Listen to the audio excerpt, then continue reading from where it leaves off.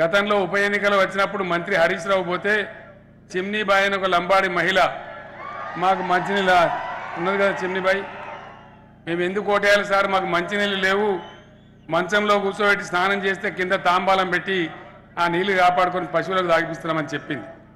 నేను మీకు ఒకటే హామీ ఇస్తా ఉన్నా, భూపాలరెడ్డి గారు ఇప్పుడు ఆల్రెడీ చెప్పిండు, బసవేశ్వర సంగమేశ్వర 2 లిఫ్ట్లు మనం పెట్టుకున్నాం. ఎందుకంటే మీకు అది కూడా తెలియాలి కాబట్టి నేను చెప్తా ఉన్నా.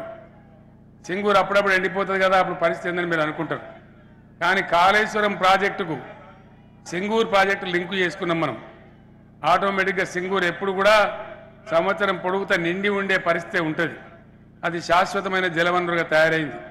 కాబట్టి దాని నుంచి అటు జహీరాబాద్కు ఇటు నారాయణఖేడ్కు లిఫ్ట్ పెట్టుకున్నాం. దాని ద్వారా బ్రహ్మాండమైన నీళ్లు మీకు వస్తాయి. మల్లన్న సాగర్ నుంచి వస్తున్నటువంటి కాలువ నర్సాపూర్ వరకు తవ్వకమైంది, మిగతా మీ ప్రాంతమే రావాల్సింది. దాని ద్వారా కూడా దాదాపు 30-40 వేల ఎకరాలకు నీళ్లు రాబోతా ఉన్నాయి. బసవేశ్వర కంప్లీట్ అయ్యి ఆ మల్లన్న సాగర్ కాలువ కూడా వచ్చేస్తే సుమారు 1,80,000 ఎకరాలకు బ్రహ్మాండంగా నారాయణఖేడ్ నియోజకవర్గంలో నీళ్లు వస్తాయని మనవి చేస్తా ఉన్నా. తమ్ముడు ఇంకొక మాట కూడా చెప్పినాడు, ఇప్పుడు నేను నల్లవాగు ప్రాజెక్టు మీదుగానే వచ్చినాను, చూసుకుంటూ వచ్చినా నీళ్లు కనబడ్డాయి, సంతోషం. ఆయన కోరింది ఏంటంటే అది 2 పంటలు పండేటట్టు దానికి ఒక లిఫ్ట్ ఇరిగేషన్ పెట్టాలని చెప్పిండు.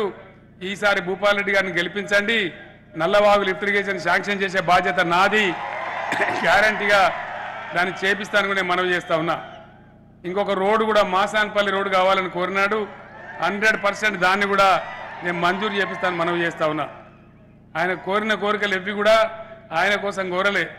ఒక బీసీ గురుకుల పాఠశాలలు కావాలని కోరినా, ఇంకా కొన్ని విద్యా సంస్థలు కావాలని కోరినా ప్రజల కోసమే కోరినాడు భూపాలరెడ్డి గారు. డెఫినెట్గా భూపాలరెడ్డి ఎమ్మెల్యే అయిన కాడి నుంచి నారాయణఖేడ్ దశ దిశ మారిపోయింది.